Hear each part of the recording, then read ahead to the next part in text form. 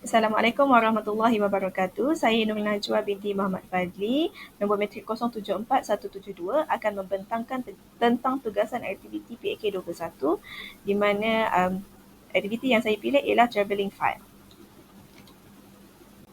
Okey, jadi isi pembentangan saya adalah konsep, cara pelaksanaan travelling file, kelebihan dan juga kelemahan aktiviti travelling file.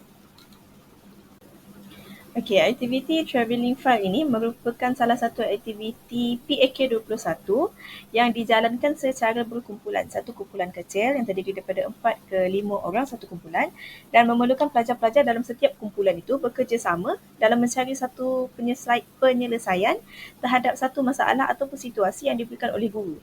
Dan situasi dan masalah ataupun masalah yang diberikan oleh guru ini diletakkan di dalam satu file. Jadi pelajar perlu menyelesaikan masalah-masalah yang terdapat di dalam fail yang disediakan oleh guru.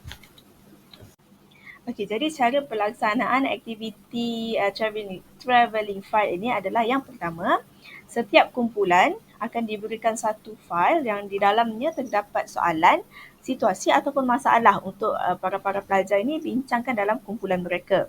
Yang kedua, setelah selesai membincangkan selama 10 hingga 15 minit, soalan dan catatan jawapan dimasukkan semula ke dalam fail dan kemudian soalan dan jawapan yang di dalam fail tadi tu diedarkan kepada kumpulan lain pula. Dan kemudiannya untuk langkah yang ketiga, setiap kumpulan yang mendapat fail dari kumpulan yang sebelumnya, mereka perlu membaca soalan dan juga jawapan yang diberikan oleh kumpulan yang sebelumnya. Dan mereka perlu menyunting ataupun membincangkan semula jawapan dan soalan yang diberikan itu. Mereka boleh menambah ataupun menghurai ataupun menyunting jawapan kumpulan yang sebelumnya. Langkah yang keempat, setelah setiap kumpulan memberi respon kepada 2 atau 3 travelling file, soalan-soalan dan jawapan itu akan dibincangkan semula secara keseluruhan di dalam bilik darjah bersama guru. Okey, jadi antara kelebihan aktiviti travelling file ini adalah yang pertama dapat meningkatkan kemahiran komunikasi di mana kita tahu berlaku perbincangan di dalam kumpulan. Jadi setiap pelajar ini dapat meningkatkan kemahiran berkomunikasi mereka apabila mereka berusaha berbincang bersama dengan rakan-rakan sekumpulan mereka. Yang kedua ialah setiap kumpulan tidak hanya fokus akan soalan atau situasi masing-masing sahaja. Maksudnya dekat sini, apabila kumpulan satu contohnya mendapat fail yang pertama, kemudian mereka perlu menjawab juga fail yang kedua dan juga fail yang ketiga. Jadi mereka tidak hanya menumpukan perhatian ataupun fokus mereka tidak hanya kepada fail mereka yang pertama tadi. Mereka juga akan dapat situasi yang berbeza daripada situasi yang mereka dapat pada awal aktiviti itu.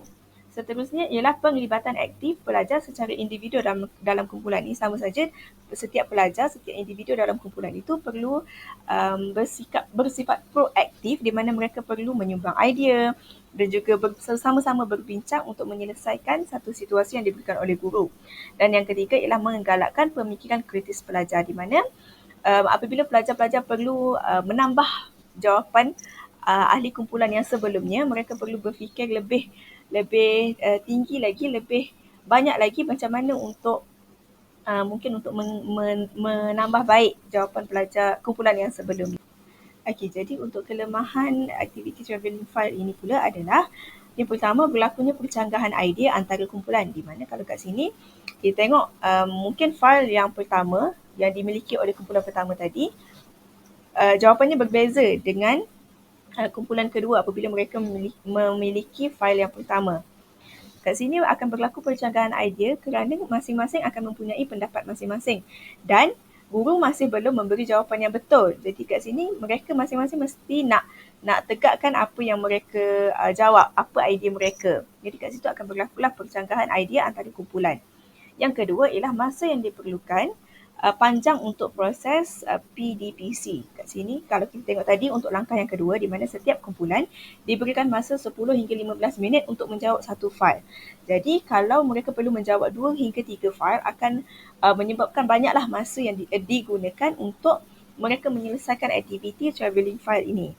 Dan kelemahan yang ketiga ialah sukar dilaksanakan jika tiada kerjasama dari ahli kumpulan. Kalau ahli kumpulan tidak beri kerjasama, tidak berbincang sama-sama dengan kumpulan mereka untuk menyumbang idea dalam perbincangan, maka akan drag masa perbincangan mereka dan sukarlah untuk mereka nak bertukar fail dengan kumpulan yang lain.